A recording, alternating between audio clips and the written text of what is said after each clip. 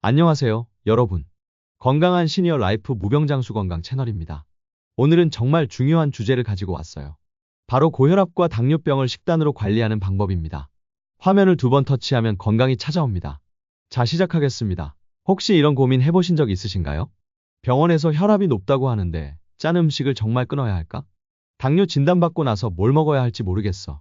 약은 먹고 있는데 음식은 어떻게 관리해야 하지? 맞습니다. 저희 채널 시청자분들 중 10명 중 8명이 이런 고민을 가지고 계세요. 사실 고혈압과 당뇨병은 조용한 살인자라고 불립니다.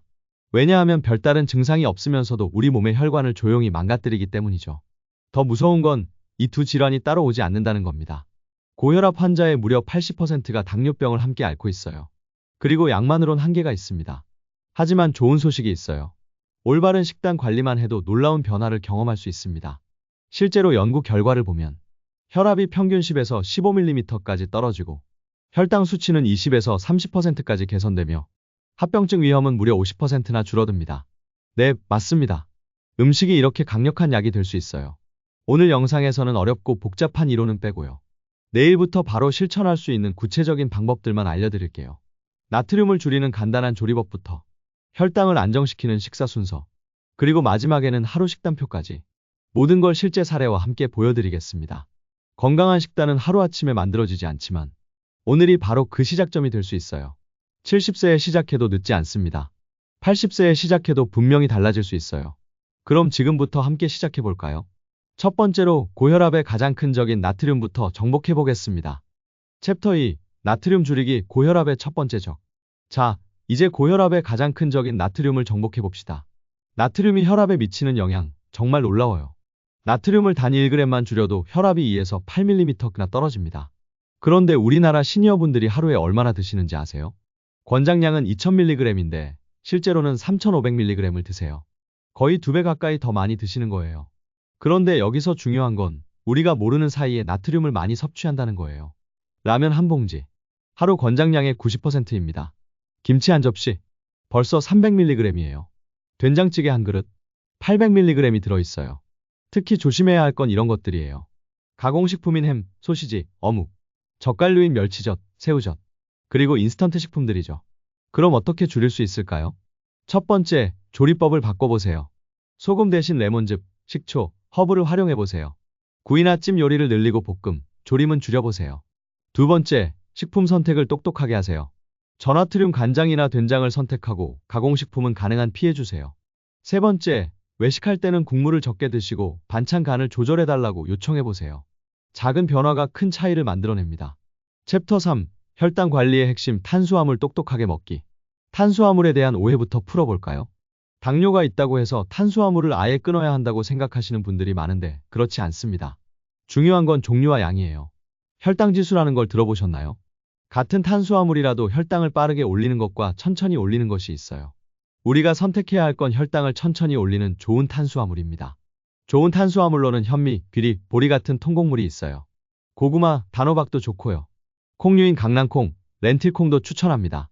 반대로 주의해야 할 것들은 흰쌀밥, 흰빵, 과자, 케이크, 그리고 청량음료나 과일 주스예요. 이런 것들은 혈당을 급격하게 올려서 췌장에 부담을 줍니다. 실천 방법을 알려드릴게요. 첫 번째, 밥량을 줄이고 잡곡 비율을 높여보세요. 처음에는 흰쌀 7 잡곡 3으로 시작해서 점점 비율을 늘려가세요. 두 번째, 식사 순서가 정말 중요해요.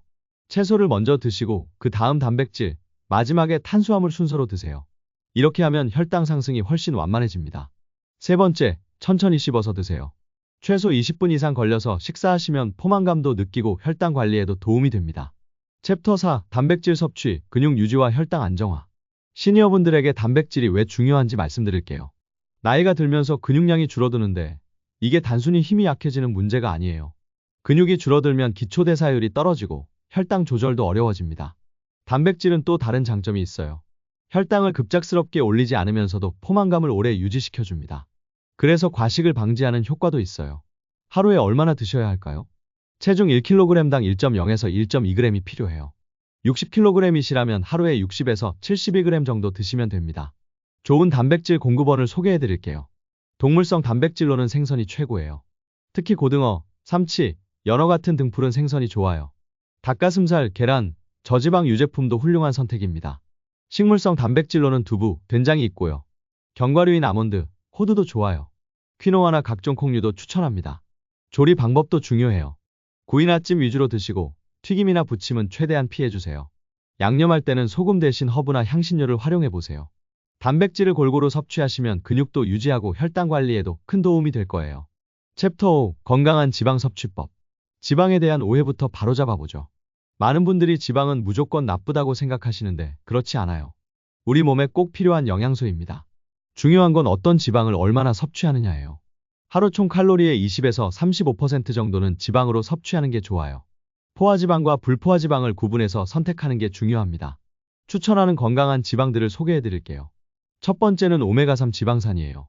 등푸른 생선에 많이 들어있는데 일주일에 2에서 3번은 드세요. 견과류나 아마씨에도 들어있어요. 두 번째는 단일 불포화지방입니다.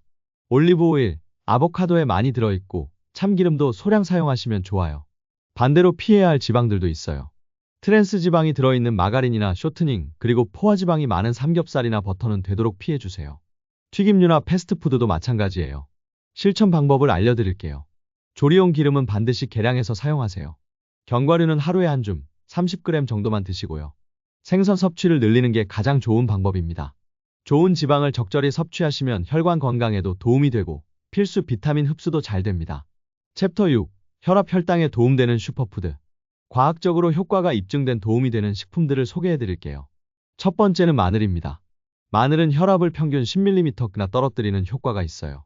하루에 생마늘 1에서 2쪽 정도 드시거나 마늘 우린 물을 마셔보세요. 두 번째는 계피예요. 계피는 혈당을 18에서 29%까지 개선시키는 효과가 있습니다. 하루에 계피가루 반 티스푼 정도면 충분해요. 세 번째는 녹차입니다. 녹차에 들어있는 카테킨이 혈압을 안정화시켜줘요. 하루에 2에서 3잔 정도 마시시되 카페인이 있으니 저녁에는 피해주세요. 네 번째는 양파예요. 양파에 들어있는 케르세틴이 혈관 건강에 도움을 줍니다. 생양파로 드시거나 살짝 익혀서 드세요. 다섯 번째는 오트밀입니다. 오트밀의 베타글루칸이 콜레스테롤을 감소시켜줘요. 아침 식사로 드시면 하루 종일 혈당이 안정적으로 유지됩니다. 여섯 번째는 블루베리예요. 블루베리의 안토시아닌이 혈관을 보호해줍니다. 하루에 반컵 정도 드시면 돼요. 하지만 주의할 점이 있어요. 아무리 좋다고 해도 과도하게 드시면 안 되고요. 복용 중인 약물과 상호작용이 있을 수 있으니까 의사와 상담해보세요.